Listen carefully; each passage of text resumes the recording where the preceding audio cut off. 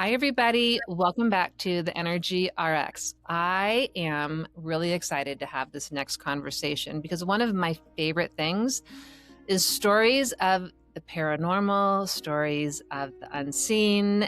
And I have a feeling that our next guest is full of interesting stories. Today, we have Emma Elizabeth. She is a consciousness researcher, hypnotherapist, and internationally recognized guide whose lifelong experiences with out of body travel, non human intelligence, lucid dreaming, and expanded states of awareness have shaped her extraordinary work. Trained with the Monroe Institute, QHHT, and leading pioneers in consciousness research, she has spent decades helping others explore the nature of consciousness and awaken their own innate abilities through workshops, retreats, and media appearances around the world. Emma bridges ancient wisdom with modern exploration, empowering people to discover the extraordinary potential within themselves. And in addition, she has a fabulous podcast called Project Beyond, where she explores all things consciousness. Welcome, Emma. Thank you so much, Christine. It's so fun being on this side of the podcast. It is fun, isn't it? It's fun to get to share. You have all of this wisdom, and it's fun to get to share what you know. Yeah, thank So you.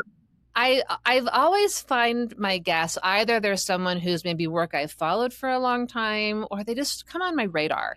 And Emma on Facebook, somehow we connected on Facebook, and I noticed a few things. And then recently she posted a reel and she was talking to a flashlight. And this was not AI, like this was a legitimate thing that was happening. And she was asking questions. And I think if I'm correct, there was another being or a ghost or another entity that was communicating with you through the flashlight. I have had experiences also with devices. And so I was so interested. And her son, I could hear in the background, and her son was there was actually a funny thing because I think in this particular reel, you were talking about your son and maybe they watch your son, and he was like, "Wait, what? They're watching me?" He really perked up. Yeah. Anyhow, so then I started looking in her stories more deeply, and she clearly has had a lifetime of extraordinary experiences with consciousness and the unseen world. So I'm excited to hear all about this. Oh, thank you. Thank you. Yeah, well, we could really talk for weeks. So We where could. shall we start? There could be a lot of stories to share here. Yeah. I will come back to the flashlight story and explain what that is, but let's go back to um, the beginning. Like, I know that these experiences started for you in childhood. Can you just share some of the things that happened to you when you were a child that let you understand that there was more to this reality than what we understood? Yeah, absolutely. So I grew up with all of the abilities, all of the gifts. For whatever reason, my dance between realms was more of just a blasted, wide open ballroom. So I didn't really know where the line of physical reality and other dimensions was. I just was constantly, more so probably in the multidimensional realm than physical reality. So, and I was homeschooled, so there was a long time where I didn't really get it. I didn't really understand like anything was out of place or like not normal with me. So I was able to see ghosts from as far back as I can remember. I would have spontaneous out of body experiences on a nightly basis, so hundreds of thousands of times.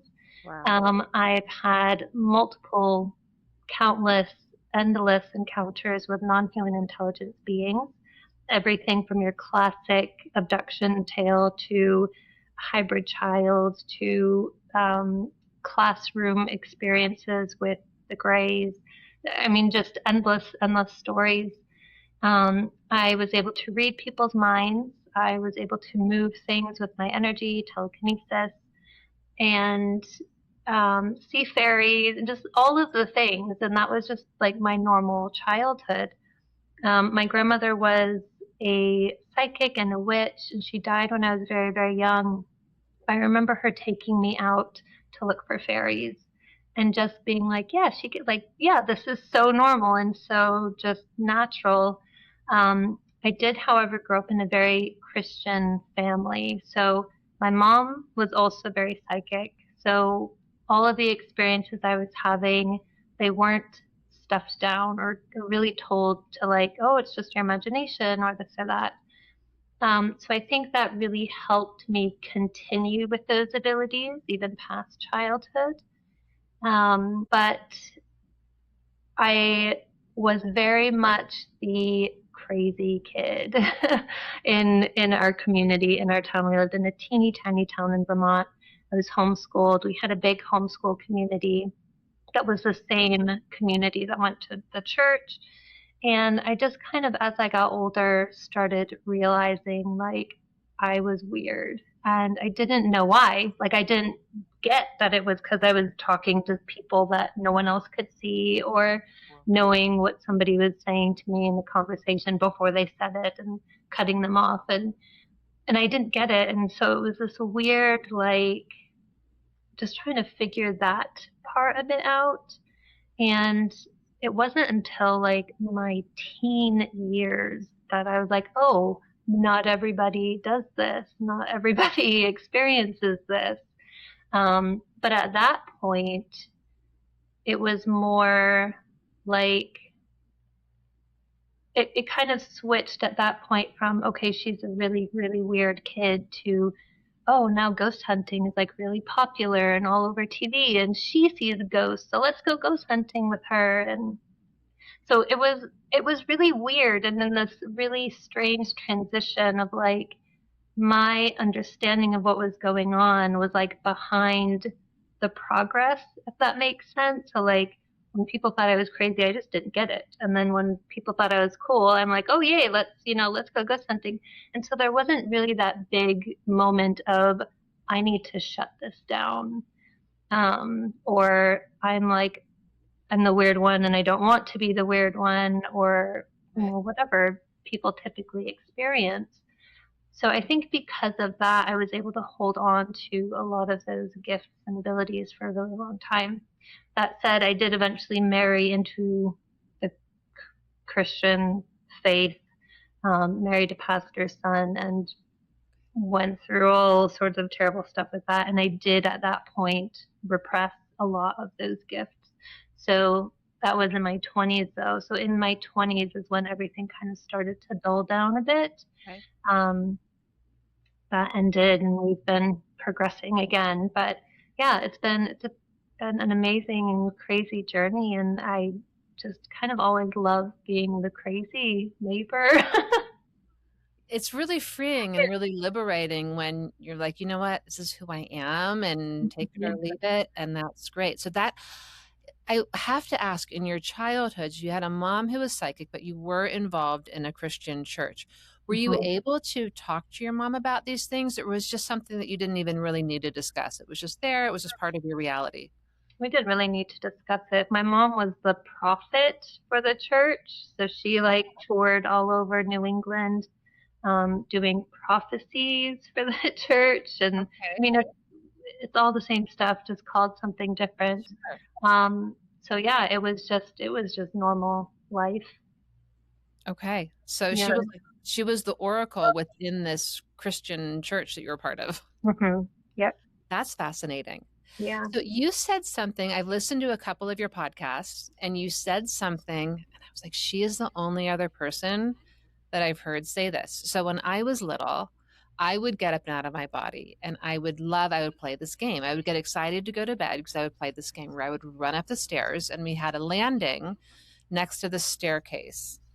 It didn't have a banister or anything. It was just this little plank, and I would walk out and I would jump down. And it was so fun to like float down and run up the stairs. I heard you say in a podcast, oh, a lot of kids would, get up and out of their bed, go up the stairs and jump down the stairs. I was like, oh my gosh, I've never heard anyone else describe this. You clearly Yeah. know so much more about this phenomenon than I do. I haven't even The astral body projection I did as a child, but I Mm. haven't really picked that back up too much in my adult life. So I'm really interested to hear what you would experience with leaving your body as a child. So I have a very wide range of out of body experiences, but with the stairs, I would, just like you said, go to the top of the stairs and I would jump and just kind of like soar down without hitting any of the steps and then land perfectly at the bottom. And it was so real and so frequent that one day in my awake state, I went to the top of the steps and I was like, Mom, look, I can fly, and like jumped down the steps and just went all the way down because the physical body couldn't do that. But it was so like there was no, I couldn't tell the difference between the reality of the astral realms and the physical reality.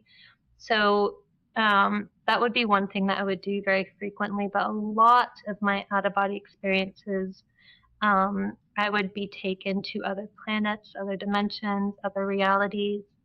I very infrequently had an out of body experience on Earth, but they were so, I like to describe them as like when Bella turns into a vampire and like everything is more intense. Like she can see better, she can hear better, she can run faster.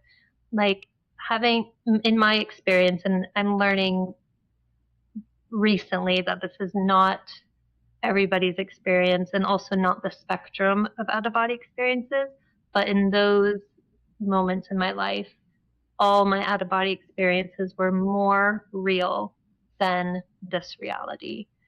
And so it was amazing. I've seen other beings, I've seen other places. Just, it's been absolutely incredible. So, Flying everywhere, breathing underwater, all of it. okay, I want to dive into this a little bit. So, would you suddenly wake up being in another realm, another planet, or would someone's come and guide you, or both? Like, how did I guess like the fundamentals of how you experience those places, like how did you get from A to B? Do you have a memory of that? Like soaring through the There was no getting there. It was one of those things. If you do any type of out of body experience, if you feel ready to come back into your body, you're back in your body before you have that thought. So it's the same type of thing. When I get to that place, I'm there before I even have the thought of where I'm going. So it's kind of like this weird one step ahead thing. Uh-huh. So yeah, there wasn't really like a journey type of thing of getting there or somebody leading me somewhere. We would get, we would just suddenly be in a location, and then in that location, other beings might show me around, or I would play with alien kids and stuff like that. So Can you do you remember any of those locations, what they were like, where you were? I remember a lot of them, Oh, many of share, them. yeah, share Yeah. some of the things you've seen in other Oh goodness. dimensions or realities. Um, One of my favorite places that I've only been to once, but it was, for whatever reason, it's really stuck out to me. It was not on Earth. I was in this, it felt like a college or like a university where there's a park in the center and then like the building that kind of goes around it so you can go outside for lunch or whatever. And I was in the middle in the park area sitting on the bench with a human man, an old man, and we were just having conversation. But the building around us, there were like tons of people, just like at a college or university, but there were no other humans. They were just like hundreds of different types of alien beings and light beings and fairy type. I mean, just everything you could possibly imagine. And there was this one specific, oh, hold on, I have to back up a bit. There was a river that was kind of a, not really a river. How do I explain this? A road of water that was going through this um, the garden area, the center place, and this beautiful elf, like from elf from Lord of the Rings style being, huge, tall, like a light purple skin, elegant silver clothing, like just beautiful creature walks out of the water, like it was a road that took him to this building, and he's just like walking through the water as if the water was a road. But he was just gorgeous, and like, I've never seen any of those beings anywhere else before. So I was just seeing all of these beings, like there were grays and there were tall whites and there were, I mean, everything that you have heard of, but there were also these things that even today, of my deep dives that I've been doing for 30 something years, I've still never heard people talk about or explain. So it was really nice to have that experience and really see all of the different types of beings that are out there. Um, And another, I love that you love that there wasn't fear. It's like, oh, I love seeing this whole like constellation of different kinds of beings, and each of them have their beauty to them. yeah, no, I loved it. I loved it so much. Another really frequent thing that I would experience was I grew up with a tall white. Um, I don't know if there's another name for them. I have always called them tall whites. I think other people call them like Arturians or Palladians. I don't know. But for me, they were tall whites. And there was a boy that I grew up with. And it's, I mean, time is completely not as we think it is, especially in the astral realm. But my understanding of tall whites is they live like hundreds and hundreds of years old. But in that realm, we were growing up at the same time. So when I was 5, he was 5. When I was 12, he was 12.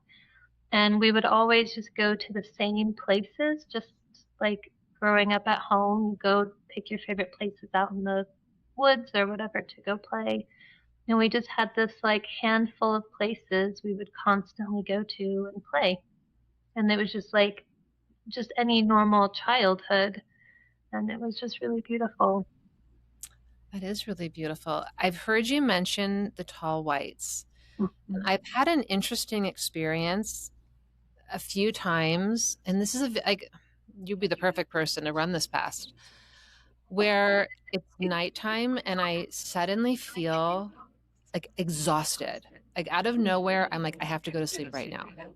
And I get in bed and I don't have a period of falling asleep. It's suddenly it's like it's not like, oh, I'm gonna go to sleep now. It's like you have to lay down and close your eyes and then you're gone. But Mhm. I have seen this being a few times like come actually to get me. And I can't see the face, but it's very long, like white glowing arms, long white glowing legs. And it's this like very big white being. That's the only way I could describe it. It's like in that Mhm. state for a minute, I can see this being. And then it may be almost like 2 minutes or 3 minutes, and I'm awake and I'm not tired at all. I'm like, I get up. It's like something has happened in that moment, like gone somewhere, something has happened Mhm. it but I don't have a memory of where I went. And Yeah. somehow it connected to this white-ish being.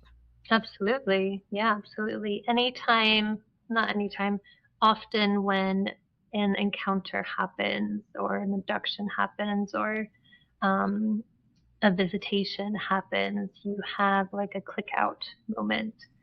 Okay. Why that happens, I don't know. But it's extremely common that anybody who has an experience with any type of extraterrestrial being or non-human intelligence has a moment where sometimes you'll remember a flash, like you remember seeing the bodies, Mhm. and then not remember what's happening. And again, I don't know why that happens. It's something that I've been obsessed with my whole life because I have moments of remembering everything, and then I have moments of the click outs where I like to explain it as like if you've ever gone out partying and got like blackout drunk, and then you wake up the next day and you're like, I did something really stupid, but you have no memory of it, but just that like sinking pit in your stomach, like something happened, but there's no memory of it. It's that same feeling where you just like something happened, but there's like that memory is gone. That's the perfect description. And click out, it's like that. Like suddenly you're here and then you're not. And Hmm. it's like there's no space in between. It's just suddenly you're gone. Yep. Yep. Perfect description. Yeah. So with any type of regression, you can typically get into that memory and unlock it and retrieve it to find out what was happening.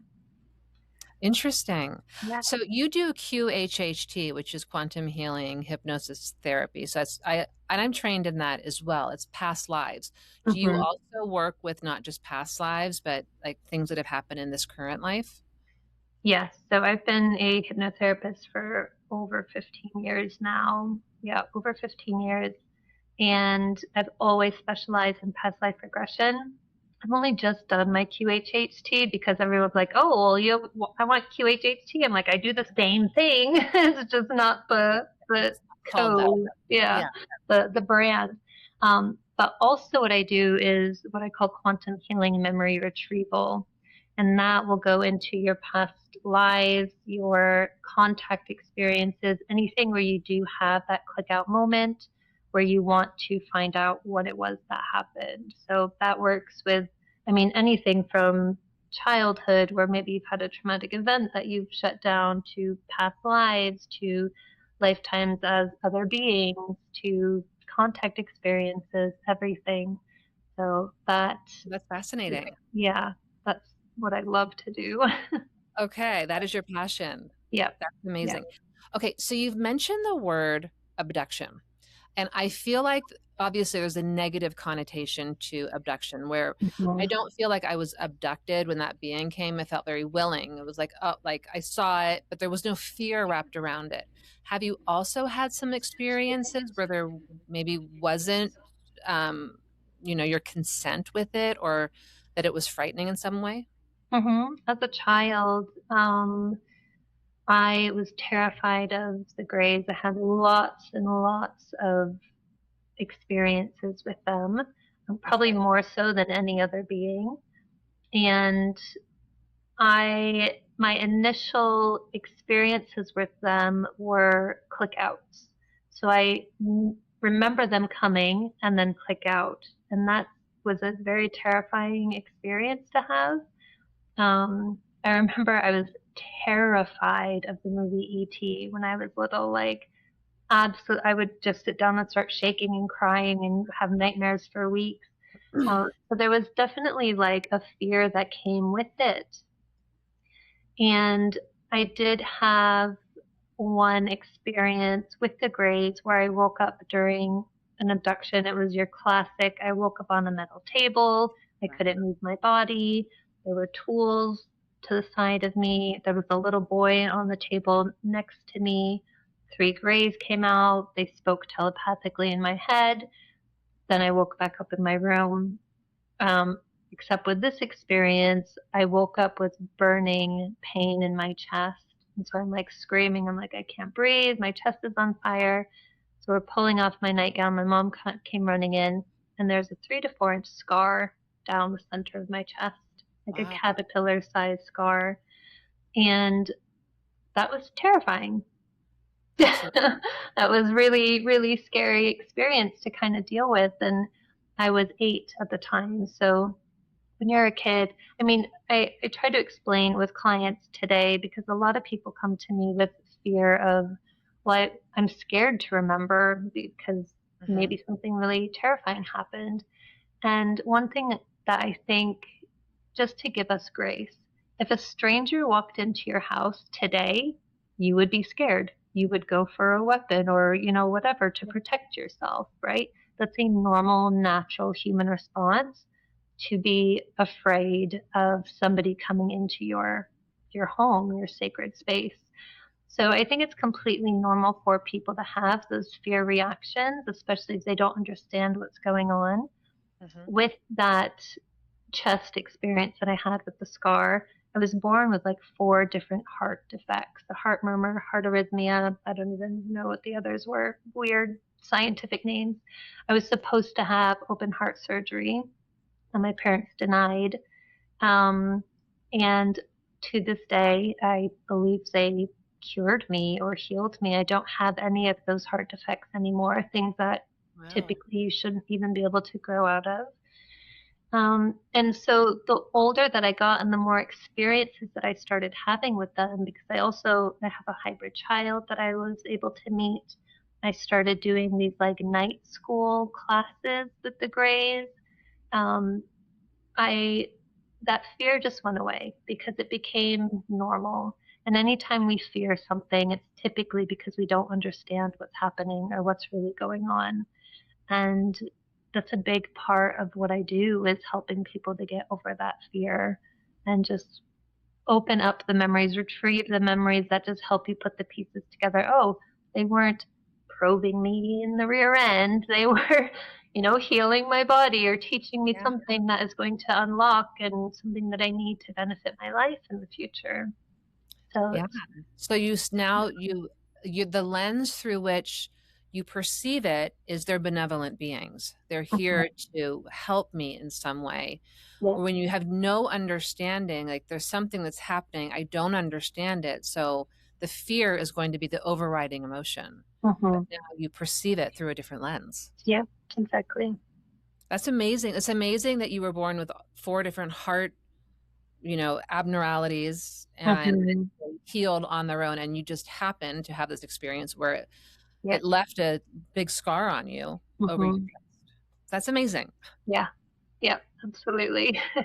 That's amazing. So you had all these extraordinary experiences as a child. You could talk to people who have died. You saw ghosts. You didn't really feel afraid of them. It was just sort of part of your reality. Like Yeah, they're just here and like animals are here or anyone else is here. It's a different mhm, form of a being.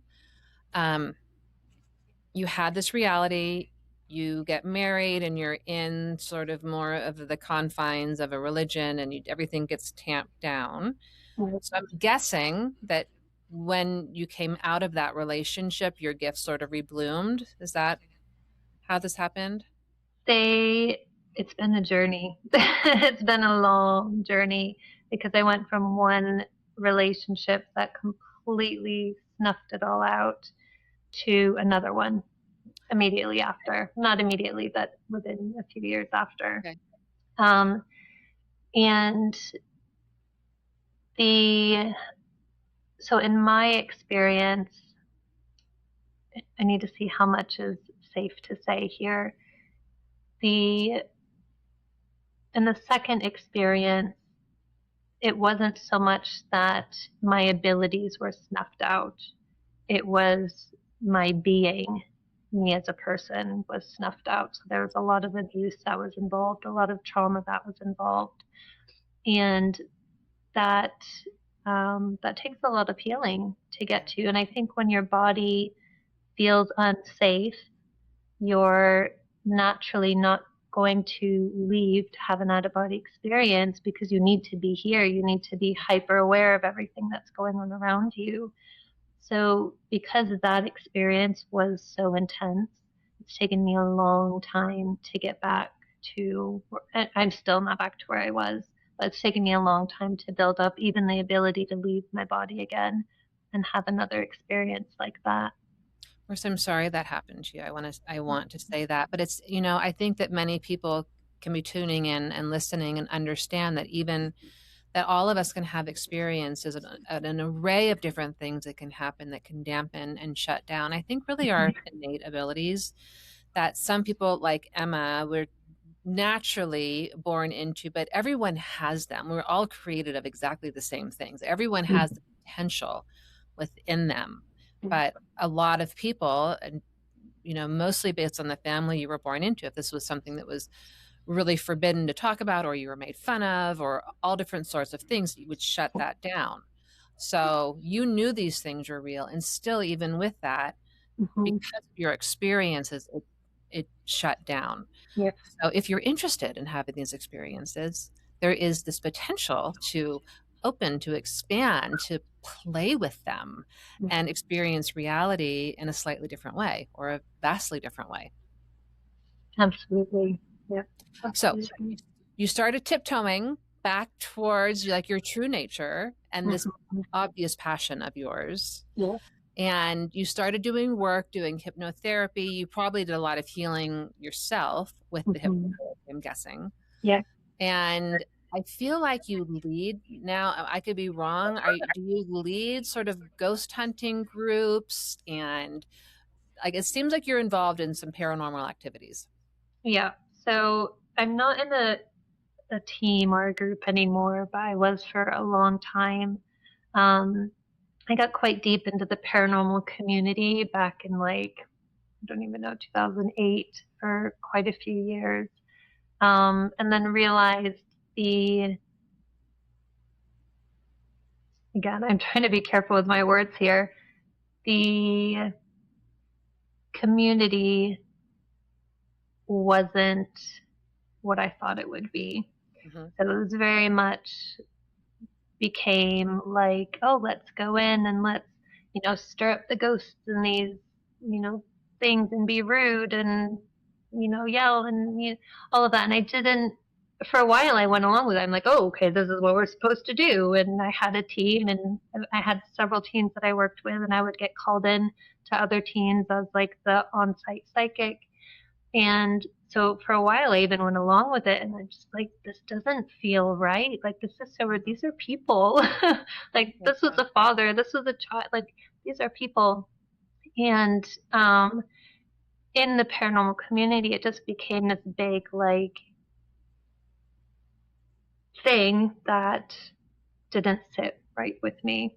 So I kind of put that aside, and I will still go ghost hunting until I'm black and blue in the face, and I'll bring friends and I'll bring groups privately.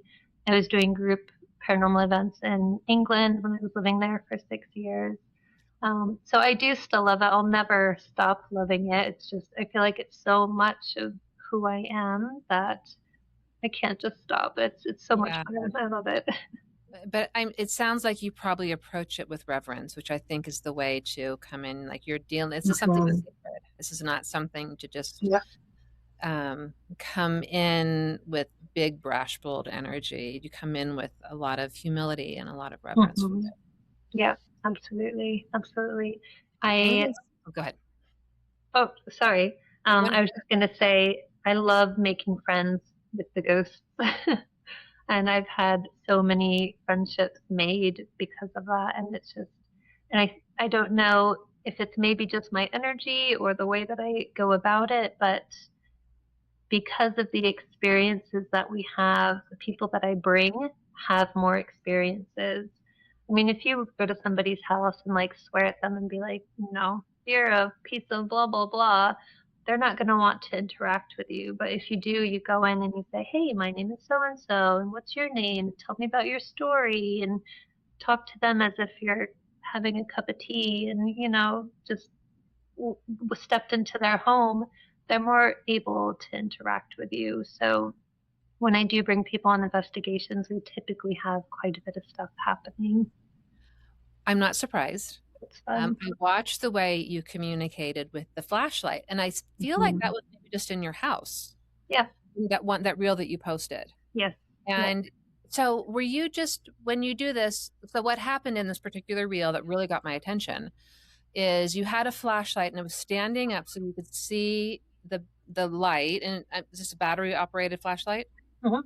Okay, so this is a standard battery flashlight, and you had a sense that there was a ghost in the room. Like, what spurred you to start having the conversation? I just am always doing random things like that, I guess. We've just moved into a new house and, or new to us house. And when I was living in England, the house was not haunted, and I was devastated. I was so sad, and I would call my mom all the time, just like, I have nobody to talk to. And so when I moved into this house, I'm like, I hope you're haunted. I hope you're haunted. Now we've been in here for 2 months now, and every every few nights I would set the flashlight up and ask questions and try to connect and see if there's any spirits or energies in here, and nothing was coming through. And so it was just kind of one of those things where I just randomly put the flashlight out and got a response this time. So I was very, very happy. Okay, so did you when you do this, do you put it out? Do you turn it on, or do you just leave it off and see if it turns itself on? So I always use the mag light. I don't know if I have it right here with me. So you twist. it just before it turns on. So Okay. it's like the twist top thing. You twist it just before it turns on, and then you just place it on the floor and you walk away. Okay. And I mean, I've gone days and days and days and hours and hours and hours and will have no reaction whatsoever. But if an entity or a spirit comes in, because of the energies that they're emitting, they're able to influence the flashlight. So in that experience, you ask a question, ask it to turn it on, boom, it turns on, ask it to turn it off, it'll turn it off. Sometimes it'll be like, blink 3 times for yes, and it will blink, blink, blink. So I love it. And when I was doing the paranormal stuff, I've used all the things, all of the ghost hunting things, and the flashlight is my favorite. It's simple. You always have one on you anyway. Um, and it's easy, and you just set it up and you walk away, and I don't know, it's my favorite of all the things I've always used or ever used. The flashlight's my That's your fight. favorite. I've never heard of that. And really, I watched this thing and it wasn't like it was malfunctioning because it was, and you were so respectful. Again, I'm going to come back to that because, and you were very clear in the way you were asking questions and soft and gentle. And it was like you were having a cup of tea and just asking questions and saying, thank you. Okay. Thank you. It was a really lovely conversation, fascinating to watch this. So Thank that's a you. great tip for anyone who wants to start to play with that. Yeah, It's yeah. fun. And my It's fun son to loves it explore. as well. Yeah. It's so Yeah, fun to play with the unseen world. yeah, yeah. And so I go to England a fair bit because I study at the Arthur Findlay College, which is, I don't know if you've Ooh, heard of Arthur Findlay. It's the world's foremost college for studying mediumship and psychic I development. see. And so it's obviously like England is filled with so much lore and like I don't think there's probably anywhere better in the world to do ghost hunting. I will share my experience. I Okay. had the same mindset, and I'm like, oh my God, I have to go to England. England is going to be amazing. Everything is so old and incredible, and Yeah. it's beautiful, and it is. It's all of those things. Um, I did not have a lot of paranormal experiences. Really? And every year we did a ghost hunt at Chillingham Castle, which is England's, or it might be the UK's most haunted castle. It's top 10 in the world, most haunted castles. Okay. We barely had anything happen there. Really? Barely. And I've talked with quite a few people because it got to the point where I'm like, what is going on? Like, this is not at all what I would have expected because the country is so old and there's so much history and so many of the old buildings are still standing and like it on paper it's the perfect place to do all the ghost hunting, but I just wasn't experiencing anything there. And so I Interesting. talked with a few people who both lived in England and in the US, um, and asked them like, what's your experience? Like maybe this is just a me thing. Like maybe I've like put a wall up or something. And but everyone that I was talking to was like, no, same, same. Like we barely have any experiences in the UK versus what the What's experience happening here? have fun in the US. And that's not saying people don't have experiences in the UK because Yeah. people definitely do. And we did have experiences in the UK. Um, but the like magnitude of it in the US is just so much more drastic. So I don't know. That's so I'd be curious to fascinating. know what other people have Yeah. experienced because This is a great question. Now yeah. you're on the East Coast, so probably most of your ghost hunting is where you live on the East Coast. Mhm. It would be interesting to know, does the West Coast have the same magnitude as the East Coast? Is the East Coast really full of it? I don't know. Right. Right. Yeah, I don't know. I've done a little bit all over the country. Um, and it's been pretty consistent as far as like magnitude. New England is amazing, amazing for ghost hunting. If you want to ghost hunt, go anywhere in New England is just absolutely incredible. Or like the Appalachian Mountains, like there's so much here. When you say the Appalachian Mountains, that honestly kind of scares me. I feel like I feel like you hear stories of like, oh, there's stuff in the Appalachian Mountains that maybe you just don't even want to fool with. I don't know. I've never been there. Like, so Oh, you have been there.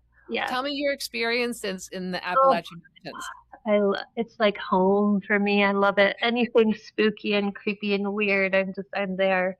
Um, so I'll tell you one experience that you'll like. It's a post that I made the other day that you commented on my Facebook. Okay. Yeah. Oh, yes. Just tell this one. Yeah. So I'm living in Florida, and at the time I was living in Florida, it was a super blue moon. This was like 2017 or maybe even 2016. Um, and I had this like deep urge to pack my 3-year-old in the car and all of our camping stuff and drive 11 hours straight to the Blue Ridge Mountains, which is part of the Appalachian Mountains. It's actually the, I don't know if I'm saying this right, the Pisgah National Forest, Okay. Pisgah, I think. But it's part of the Appalachian Mountains. The energy there is incredible. But we have this campsite that we go to. It's this free camping site. It's beautiful. It's along the river. It's like nearly the top of this mountain. And so I packed my baby and our camping stuff and like my moon water and all my crystals because I was super hippie back then, and drove 11 hours straight to the mountains and unpacked everything. It was past midnight when we got there, set the tent up. My son was running around. I'm just standing there like moon bathing, like absorbing this beautiful, gorgeous moon at the top of the mountain.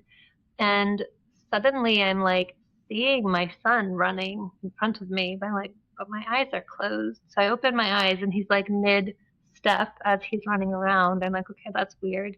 And so I'm like playing with it and closing my eyes and I'm seeing everything, like every leaf on the tree, everything. And like, is this just my imagination? Have I stepped into this like weird energy shift? Like, what's going on? And so I'm like, I close my eyes again and I see this owl come out of the tree. And you don't hear an owl, so your mind isn't making that up, right? Whereas if my son is running, I can hear him, and maybe my brain is like putting it together, but you're not hearing an owl fly out from the trees. So I open my eyes and there's this owl like flying straight over my head. Amazing. So I'm like, okay, well, this is cool. Like my third eye is blasted open and I'm seeing like really clear. So I think my son like goes into the tent to sleep or something, but these like within the next few moments, these 3 beams of light come down from the sky. So there's one to my right, one directly in front of me, and one to my left. And these 3 beings are standing there With your eyes open, you can see them. with my eyes open. Oh my gosh. And they were like tall grays, but made of light.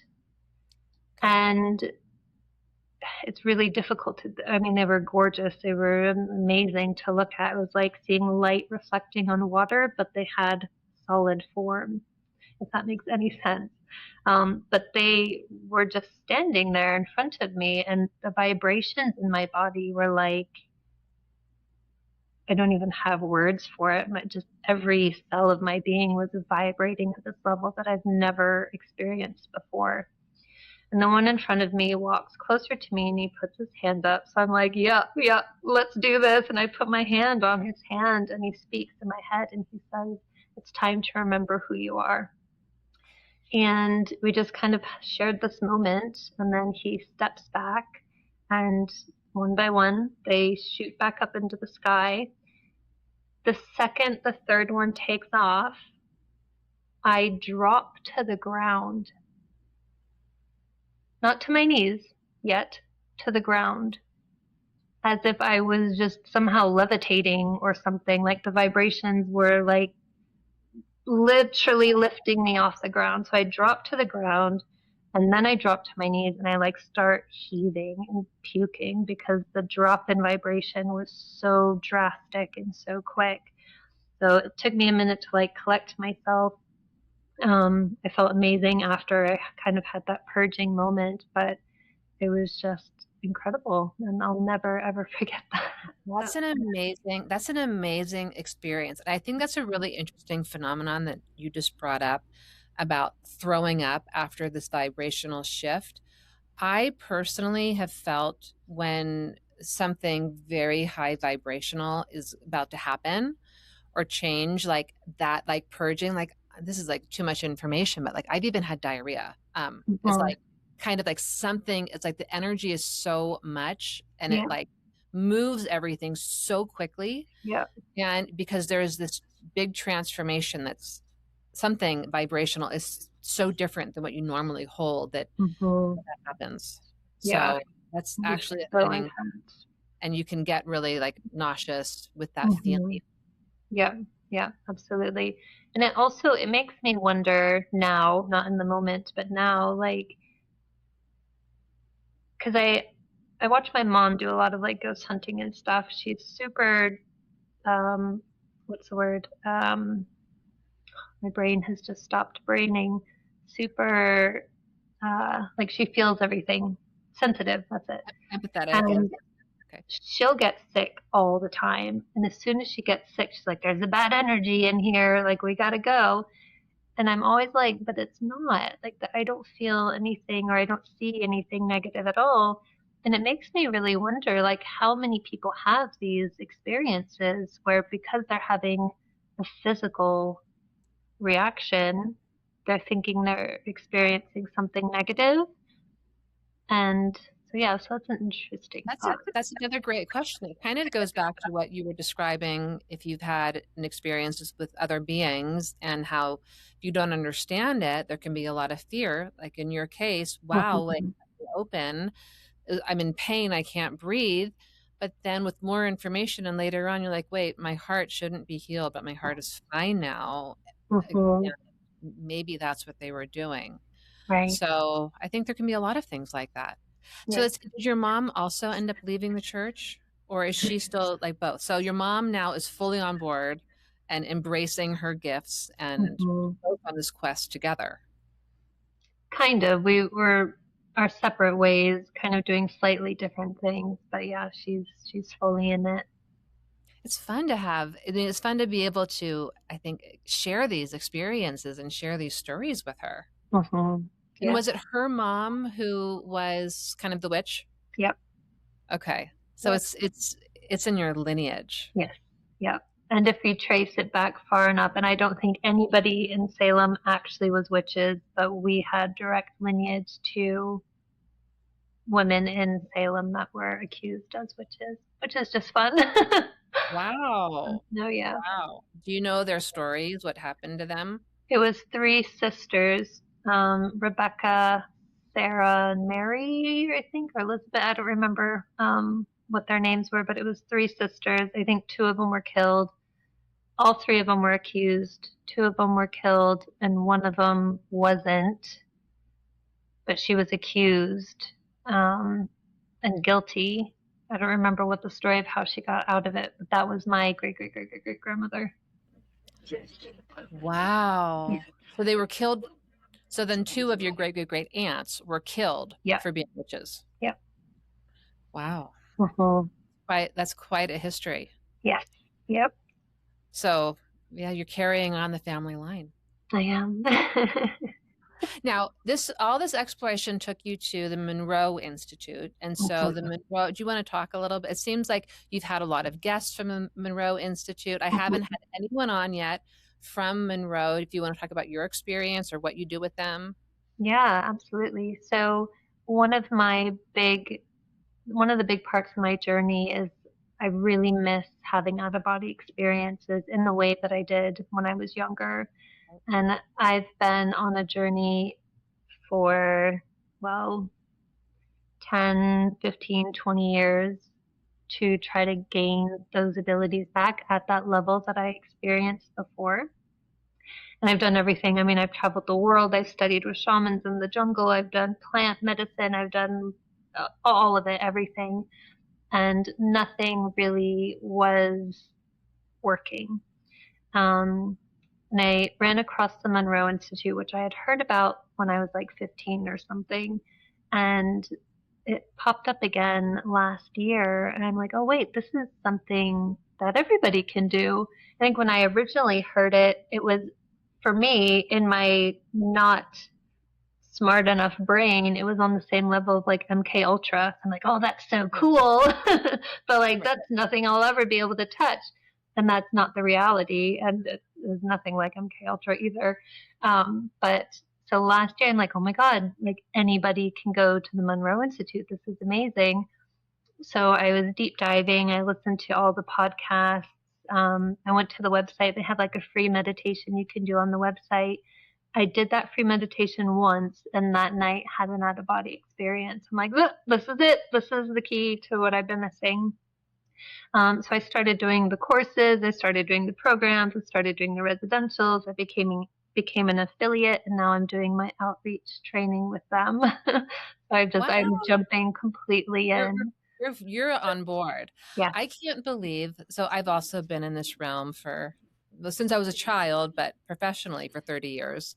Like, I can't believe that I haven't been to the Monroe Institute. I mean, I should be ticketed for this. This is like, I'm shocked at myself that I haven't been. So this on my list.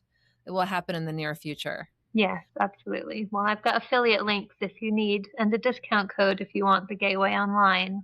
Oh, why don't you? Well, I'll put it in the notes, but say it right now for people who are listening right now. So the code for if you want Gateway Voyage Online, which they're now offering, the code is GVO-Emma, and that will give you a discount. Okay. What's the discount? I think it's 10%. Yeah, and it's hundred. Probably the online. I'm guessing is probably at least $500 or $600. Mm-hmm. I'm not sure how much. I think Somewhere it's in. 550 or So something. yeah, so it's Yeah. $50 off an online course with Mhm. code. Yep. So that is so fun, and you've had a lot of people on your podcast from Monroe. It's like Mhm. very exploring deeply into consciousness. So if anyone who's listening to this podcast, you're clearly interested in consciousness. So Yeah. an interesting place to look. So, and Emma, is there any other story or anything you do that you'd want to share before we wrap up? Oh, goodness. Um, I have so many stories. We could go on and on and on for days. I think just the thing that I would like to wrap up with is um, I want to encourage people to be curious and to reignite that childlike curiosity within them. Because as we grow up, we fall into the societal like, oh, well, it's not cool to believe in fairies or ghosts or UFOs or this and that. And when we don't, when we stop looking, we stop seeing and we stop experiencing. Yeah. And just to have that childlike curiosity open up again will open the floodgates to having more experiences. And for even people that are already like, oh, I'm super interested in this and I love it and I'm super curious, get more curious. Like, reach out to other people, share stories, because when you share your story, other people feel safe enough to share their story as well. And I think the collectively we come together with all of these stories and experiences, naturally, the more they're going to happen because our eyes are opening more and more to everything that's going on around us. I know with the Monroe Institute, it opened my eyes to the Psy Games, which I'm going to at the end of July. And now I'm learning mind sight and I'm learning like telekinesis again and all of these different things because we've been sharing stories together and like all of those doors are opening. And there's something special about me that all the listeners here can't also do. And it's just because I'm sharing my story. And in return, people are sharing their stories with me. Yeah. And so we learn and we get curious and we explore and we have experiences. Yeah. And I think there's also an element of what you're describing is you're putting the time in too. You're not just saying, okay, my eyes are open, it's going to fall. You are engaging with it. You Yeah. are like, oh, and by the way, the Psy Games, you can hear all about the Psy Games. I had Hakeem Easler on last year, just Amazing. before the Psy Games, And so you can go back and listen to that one. It's the Psychic Olympics. They're Mhm. happening. I'm not going to make it this year, which again, I'm upset Oh. about, but I can't make it this year, but hopefully next summer I'll make it. It happens in the summer. Yep. And I mean, it's so fun to watch people competing. Are you going to compete at all? Are you going to go observe? I'm going for media, so I'm going to go as the podcaster, and I'll get to interview everyone and be a part of everything. So I'm very excited. I've already interviewed Ryan Dabian multiple times. He's incredible. I absolutely love him, so I'm excited to see him. Oh, yeah, that'll be so fun to be in person, and that's the Yeah. thing too. It's always such a wonderful thing to be in person. It's great to meet online, but it's Hmm. nothing beats being in person. Yeah, So, definitely. okay, you'll be at the Psychic Olympics, you're at the Monroe Institute, Mhm. and I'll put all of the links if you want to do you can do the QHHT, but she has, like, sounds like it's your modality, the quantum healing memory retrieval. Is that Yeah. correct? Yep, that's my That is you developed that. Like, you really can't go Mhm. anywhere else but you for that form. Yeah. That's your like brain heart child. Is Mhm. that Exactly. Yeah. And with that, we'll go into any type of memory retrieval, whether you think you've had a contact experience or you want to tap into a past life or whatever it might be. perfect? Wonderful. Emma, thank you so much for coming on and sharing your wisdom and your stories. It's a really it was a treat to get to hear all this from you. Thank you so much. I appreciate it. Thanks for having me. Absolutely. Okay, everybody. Thanks for staying with us. We'll see you next time. I'd love it if you hit like, subscribe. It helps get the podcast out to more people.